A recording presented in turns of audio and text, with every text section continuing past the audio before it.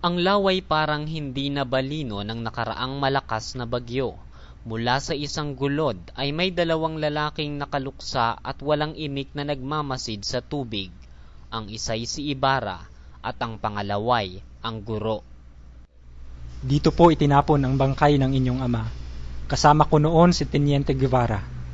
Marami po akong utang na loob sa inyong ama at ang tanging nagawa ko'y sumama sa kanyang libing. Dumating ako rito nang walang kakilala, walang nagtagubilin, walang pangalan at walang salaping tulad din ngayon. Ang ama ninyo ang kumalinga sa akin. Siya ang gumasta sa mga pangangailangan ng paaralan at ng mga batang dooy nag-aaral. Ngunit ang kagandahang loob na ito, tulad ng ibang mabuting bagay, ay hindi nagtatagal. Hindi ko ibig na mag-usisa, ngunit iniisip kong ipagpatuloy na ang balak ng aking ama kaysa sa siya'y ipaghiganti ko pa. Ang malibing sa tubig ay mabuti na, sapagkat hindi mahalay. Pinatatawad ko rin ang mga naging kalaban niya, ang bayan, sapagkat ito'y mangmang, at ang pari, sapagkat siyang kinakatawan ng pananampalatayang nagtuturo sa tao. Nais ko ring malaman ang mga balakid ng pagtuturo. Sa kalagayan po natin ngayon, upang mapabuti ang pagtuturo, kailangang magkaroon ng pagtutulungan. Una sa lahat, kailangang mabigyan ng pagganyak ang mga bata upang matuto. Pangalawa, kung ang pagganyak na iya'y maibigay, hindi rin nagkakaroon ng halaga dahil sa kakulangan ng magugugol. Nakababasa at nakasusulat ang ating mga bata, ngunit walang maintindihan sapagkat namihasa na sa pagsasaulo. Sa gayon ay walang mapala sa pag-aaral ang mga anak ng taga-bukid. Bakit hindi ninyo mabigyan ng lunas? Malulunasan po. Ngunit ang unang kailangan ay isang gusaling pampaaralan upang huwag nang magamit ang mga silong ng kumbento. Karaniwan na ang pagbulyaw sa amin ng pari kapag siya'y nabubulahaw sa kanyang pagtulog. Gumawa ako ng pagbabago sa pagtuturo ng Kastila. Pinagsalita at pinabigkas ko sila ng hindi ginagamitan ng mahihirap na tuntunin, sapagkat naniniwala ako na kapag naintindihan na nila ang wikay, madali nang ituro ang gramatika. Hindi nagluwat at sila'y nakapagdugtong-dugtong ng salita, ngunit hindi nagtagal ay pinatawag ako ni Padre Damaso sa kanyang sakristan mayor. Kinotya niya ako dahil sa paggamit ko ng wikang Kastila.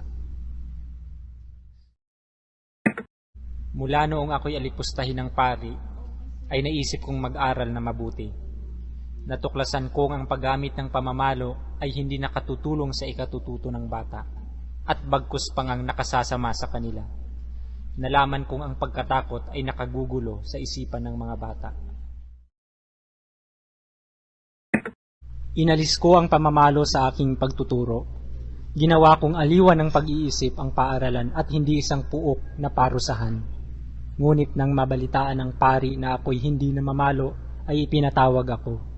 Pinaratangan niya akong hindi tumutupad ng tungkulin at nagsasayang lamang ng panahon. Pinagbantaan akong isusumbong sa alkalde kung hindi ibabalik ang paraang pamamalo. Hindi nagtagal ay sinumbatan naman ako ng mga magulang ng bata. Ibinalik ko ang dating pamamalo at panghihiya kahit nalaban sa aking kalooban, at napuna kong ang mga bata ay nagdaramdam. Ang pagkakatitig ni Ibarra ang naghudyat sa Guro upang siya'y magtapat.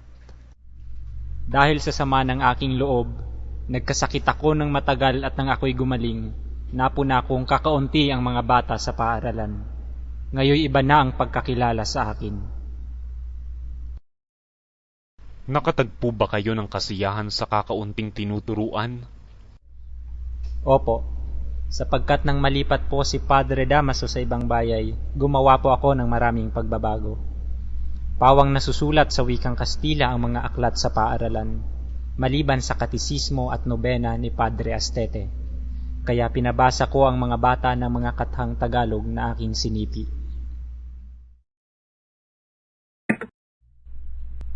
Kabaliwan daw ang ginawa kong ito, kaya't ipinatawag ako ng kura at ipinaturo sa akin ang mga nauukol sa pananampalataya, tulad ng pagsasaulo ng misteryo, katekismo at doktrina kristyana. Hindi matutuhan ng mga batang aking tinuturuan kung alin ang tanong at alin naman ang sagot. Kaya habang mabilis umuunlad ang mga taga-Europa, tayong nangaririto'y mabubulok na mangmang. Huwag tayong mawawalan ng pag-asa. Inaangyayahan ako ng Tenyente Mayor na dumalo ng pulong sa tribunal. Ang mga bagay na iyan ay mapag-uusapan.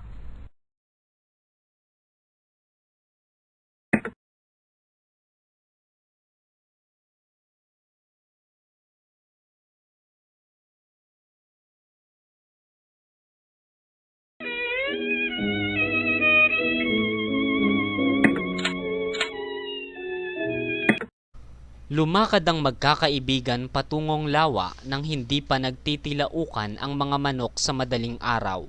Kasama ni Maria Clara si Sinang, ang pinsan niyang masayahin, si Victoria, ang laging walang imik, si Iday na may kagandahan, at si Neneng na maganda at palaisip. Ang mga biruan ng mga dalagay na tigil, narinig nilang dumarating ang langkay ng mga lalaki, nang naglalakad sa himig ng isang tugtugin. Nag-abot ang 2 pangkat. 2 malalaking bangkang magkatali ang dinatnan nila sa lawa. Ang mga bangka ay nagagayakan. Ang bangkero ay isang binatang may matikas na anyo, matipunong pangangatawan, maitim, mahaba ang buhok, at sa damit niyang kamisa chino ay maaaninag ang mga siksik na laman sa kanyang mga bisig.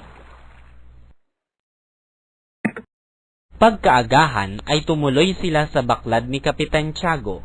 Ipinahanda ni Tia Isabel ang sinigang para sa mahuhuling isda kay Andeng. Upang wag silang mainip ay nahilingang umawit si Maria Clara. Kinuha niya ang alpa at sinaliwan ang sariling awit.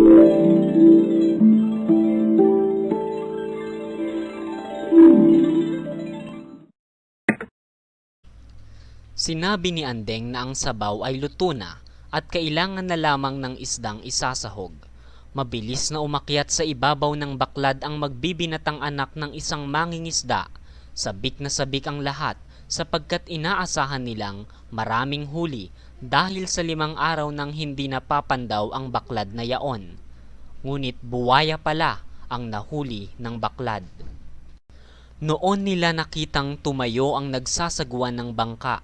Kumuha ng isang mahabang lubid, umakyat sa pabahay ng baklad at tumalon sa tubig. Lahat ay nangamba at walang kibuang nakamasid sa tila paglalaban ng 2 lakas sa ilalim ng tubig. Si Ibaray kumuha ng punyal at humanda upang tumulong. Lumitaw sa tubig ang ulo ni Ibarra at ng pilotong hila-hila ang buwaya, nalaslas ang tiyan at nakatarak ang punyal sa lalamunan. Iniligtas niyo ang aking buhay. Mapusok kayong lubha, at sa muli ay huwag ninyong bibiruin ang tadhana. Naging masigla silang muli. Ang magkakasama ay lumunsad sa baybayin ng gubat na pag-aari ni Ibarra at inihanda ang kanilang mga pagkain sa lilim ng isang malaking puno na nasa tabi ng isang malinaw na batisan.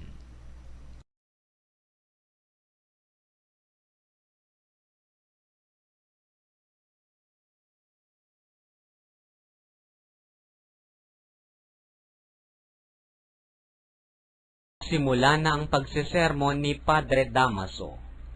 Ipinagkaloob mo sa kanila ang iyong mabuting kalooban upang kanilang maituro, at sa kanilang mga bibig ay hindi mo ipinagkait ang iyong mahalagang biyaya, at binulutan mo sila ng tubig upang maparang ang kanilang pagkauhaw. Sa wikang Kastila ang pahayag sa ibang bahagi ng sermon, hindi maunawaan ng mga tao maliban sa ilang salita, tulad ng Guardia Civil, Tulisan, San Diego, at San Francisco. Ang mga banal ay taimtim na nakikinig, kaya't si Padre Damaso ay nagpatuloy. Malalantad sa ating harapan ang katotohanan na sa bayan ng mga bulag, ang pisak ang isang matay siyang hari. Ang pagkinang ng munting bituin sa gabi hindi ka puna-puna, tulad ng pagkinang nito sa umaga, tulad ng isang araw. Ganyan ang katangian ni San Diego sa piling ng malalaking santo. Nagsimula ng maghikab si Kapitan Tiago at ang iba pang nakikinig. Ang hindi sumasampalataya ay pinarurusahan sa lupa sa pamamagitan ng piitan. Kaya dapat kayong iwasan ng mga babae at ipabitay upang malimpulang sa samang tindig. Ang wika ni Jesus, kung kayo'y may isang bahagi ng katawang umaakay sa inyo sa pagkakasala, putulin niyo at itapon sa apoy. Ang sermon sa Tagalog ay hindi gaanong pinaghirapan ng paring isulat, di tulad ng Kastila, winakasan sa panlalait sa mga Indio at pagpuri sa mga Pransiskano ang sermon.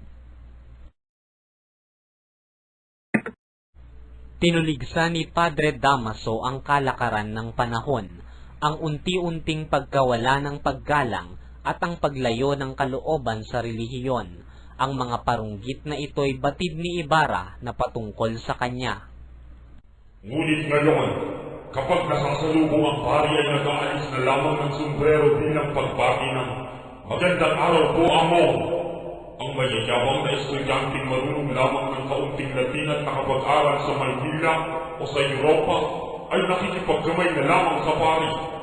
At malapit na ang dilubyo ayon sa hula ng mga banal. Uulan ng apoy, bato, at abo, parurusahan ng mga palalo.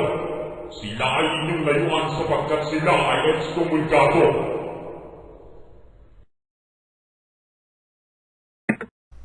Sa kabila ng pagsigaw at pagkumpas ni Padre Damaso, marami pa rin ang nakatulog. Ang katahimikan ay ginambala ng sigaw ni Manang Puti, isang lalaki ang nabuwal sa ibabaw niya dahil nakatulog sa sermon. Hayop! Lumayo ka nga! Kalabaw! Aso! Kasalanan! Ito ba ang napapanakaw sa pangangaral? Mga walang galang, sa tahanan pa kayo ng Diyos nag-aaway at umumurahan. Bunga yan ang kalaswaan ng bagong panahon. Samantalang nagpapatuloy ang misa ay may taong lumapit at bumulong kay Ibarra. Mag-iingat kayo sa araw ng paghuhugos ng unang bato ng paaralan at huwag lalayo sa kura. Huwag kayong lulusong sa hukay sapagkat nga sa panganib ang inyong buhay.